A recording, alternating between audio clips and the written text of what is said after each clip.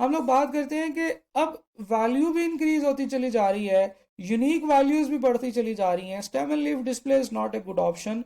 तो फिर हमारे पास एक अल्टीमेट टूल आता है जिसे हम कहते हैं कि ये है जी ग्रुप्ड फ्रीक्वेंसी डिस्ट्रीब्यूशन, यानी कि हम ग्रुप कर लेते हैं नज़दीक नज़दीक वाली वैल्यूज़ को और उनको एक सिंगल डाटा के तौर पे प्रेजेंट करते हैं। जैसे फॉर एग्जांपल ये हमारे पास डाटा है जिसमें कि 100 ट्रैवलर्स हैं, सेल्समैन हैं, और उनका एक महीने में कितना डिस्टेंस उन्होंने ट्रैवल किया है वो है। अब अगर हम इसके मिनिमम वैल्यू की बात करें तो एक्स नॉट जो था डैट इज एक्चुअली 482 है मेरे ख्याल से, मुझे याद है, और मैक्सिमम वैल्यू जो है वो कोई 92 या 94 के आसपास है कहीं पे। ठीक है, अब इतना ज़्यादा इसमें जो डिस्टेंस है, अब ये डिस्टेंस भी ज़्यादा होता चला जा रहा है, तो हम लोग बजाय इसके यूनिक वैल्यूज़ भी ज़्यादा हैं, हम इसको स्टेम एंड लीफ डिस्प्ले में डालेंगे तो बड़ा नुकसान हो जाएगा। क्यों? क्योंकि आपके पास एक 3 डिजिट नंबर है, यहाँ तो तरीका ये होगा कि आप जो है ना वो पहले 2 डिजिट्स को जोड़ के स्टेम बनाएं और तीसरे डिजिट को जोड़ के लीफ बनाएं, तीसरा डिजिट खाली लीफ में डाल दें। ऐसे करने से भी आपके जो है ना वो लाइंस काफ़ी ज़्यादा बन जाएंगी। और अगर आप पहले वाले को सिर्फ स्टेम बना देते हैं और बाकी दो को जो है ना वो लीव्स बनाते हैं, तो आप देखेंगे कि आपकी लीफ बहुत ज़्यादा बन जाएंगी और स्टेम जो है वो सिर्फ दो ही बनेंगी, 4 और 5 की। तो स्टेम एंड लीफ डिस्प्ले यहाँ पे आके फेल हो जाता है। तो फिर हम लोग एक अल्टीमेट प्रेजेंटेशन टूल की तरफ चलते हैं which is grouped frequency distribution. अब ग्रुप फ्रीक्वेंसी डिस्ट्रीब्यूशन में ये होता है कि हम लोग एक जैसी जो है ना वो डिफरेंट जो नज़दीक नज़दीक जो वैल्यूज़ होती है उनका एक ग्रुप बना लेते हैं। फॉर एग्जांपल हम लोगों ने बना लिया कि जी 480 से लेकर 500 तक की वैल्यूज़ जो है ना वो हम इस ग्रुप में लिखेंगे। This can be called as class या ग्रुप नंबर 1। ये क्लास 2 है, 3 है, 4 है, 5 है और 6 है। तो हम डिफरेंट क्लासेस बनाते चले जाते हैं, हर क्लास में हम नंबर ऑफ वैल्यूज़ डिफाइन कर देते हैं और उस क्लास की जो है ना वो अंदर वो तमाम वैल्यूज़ की फ्रीक्वेंसी टाइप कर देते हैं कि हमारे टोटल डाटा सेट में 480 से लेकर 500 के दरमियान में 13 वैल्यूज़ हैं, 500 से लेकर 520 के दरमियान में 22 फ्रीक्वेंसीज हैं, 520 से 540 के दरमियान में 27, 19, 13 और 6। और जब हम लोग तमाम फ्रीक्वेंसीज को जमा करते हैं तो हमारे पास टोटल नंबर ऑफ वैल्यूज़ के इक्वल आंसर आ जाता है। ठीक है जी, तो हम लोग बजाय इसके कि डाटा को जो है ना वो बहुत बड़ा करें, हम लोग ग्रुप फ्रीक्वेंसी डिस्ट्रीब्यूशन बना लेते हैं जिसमें एक अच्छा चार्ट हमारा बन जाता है जो कि हमें एक सर्टेन लेवल की समरी इंफॉर्मेशन प्रोवाइड कर देता है। ठीक है जी। अच्छा, अब यहाँ पे क्लास के अंदर जो होता है क्लास बाउंड्रीज होती हैं। क्लास बाउंड्रीज क्लास की वो बाउंड्रीज होती हैं जो कि जिस एक क्लास की अपर क्लास बाउंड्री दूसरी क्लास की लोअर क्लास बाउंड्री के इक्वल होती है। यानी कि यहाँ पे 500 है तो यहाँ पे भी 500 है, यहाँ पे 520 है तो अगली पे 520 है, 540। तो इन्हें हम क्लास बाउंड्रीज कहते हैं, इन्हें हम सी बीज कहते हैं।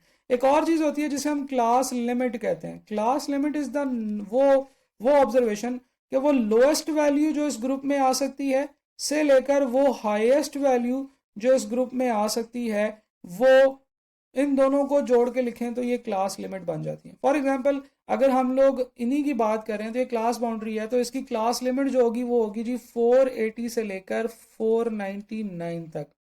ठीक है जी, क्योंकि हमें पता है कि जो क्लास बाउंड्रीज होती हैं उसमें अपर इंक्लूसिव बाउंड्रीज होती हैं। अपर इंक्लूसिव का मतलब ये है कि जो आपकी जो क्लास है उसमें अपर वैल्यू जो है वो उसमें इंक्लूड होगी और लोअर जो है ना वो एक्सक्लूड होगी। ठीक, अच्छा सॉरी, नहीं, ये लोअर इंक्लूसिव होती है। लोअर इंक्लूसिव यानी कि अगर आपके पास 500 ऑब्जर्वेशन होगी 500, तो वो फिर आप इसमें नहीं डाल रहे होंगे, 500 वाली इसमें नहीं डाल रहे होंगे, आप इसमें डाल रहे होंगे। Sorry, lower inclusive. तो lower inclusive is the observation, जो लोअर इंक्लूसिव ऑब्जर्वेशन है इसका मतलब ये है कि अगर 500 होगा तो वो उस क्लास बाउंड्री में आएगा जिसकी वो लोअर क्लास बाउंड्री है। बहरहाल हम लोग आगे चलते हैं जी।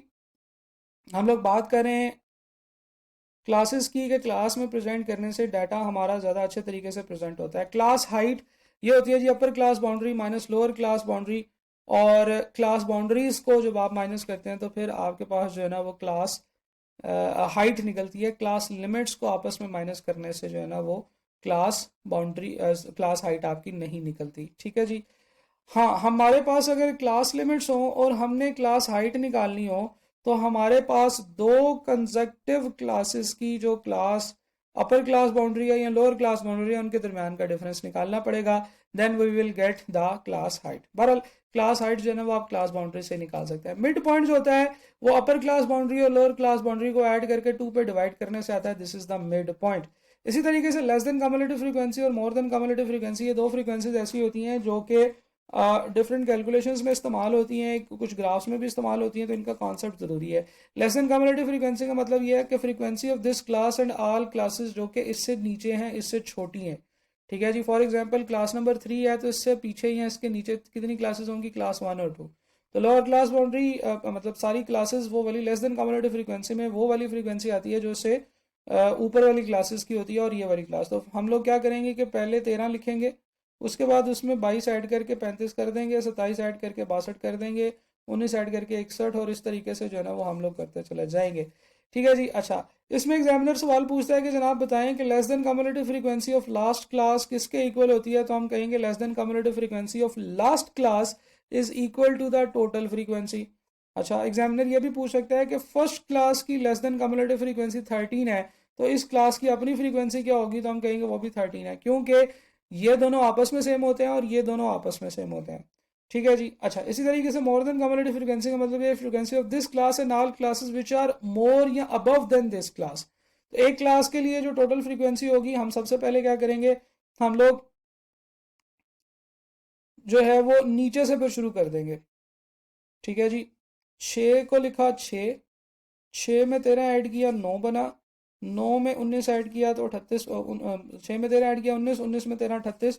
तो हम यही वाला जो सेम जो चक्कर हम चलाते हैं वो नीचे से ऊपर लेके आ सकते हैं, ठीक है जी। तो मैंने आपको कॉन्सेप्ट भी समझा दिया कि एक्चुअली क्या होता है, और दूसरा फिर मैंने आपको कैलकुलेट करने का भी तरीका बता दिया कि लेस देन कम्युलेटिव फ्रीक्वेंसी ऊपर से नीचे आते जाएं और मोर देन कम्युलेटिव फ्रीक्वेंसी नीचे से ऊपर जाते जाएं तो वो बन जाती है, ठीक है। बहरहाल कॉन्सेप्ट ये है कि less than cumulative frequency the sum of the this class and all the classes which are before this class. ऊपर वाली तमाम क्लासेस और ये वाली क्लास का सम कर लें तो लेस देन कम्युलेटिव फ्रीक्वेंसी आ जाती है, और नीचे वाली तमाम क्लास और जो क्लास है उसके नीचे वाली तमाम क्लासेस को और उस क्लास को ऐड करें तो मोर देन कम्युलेटिव फ्रीक्वेंसी आ जाती है।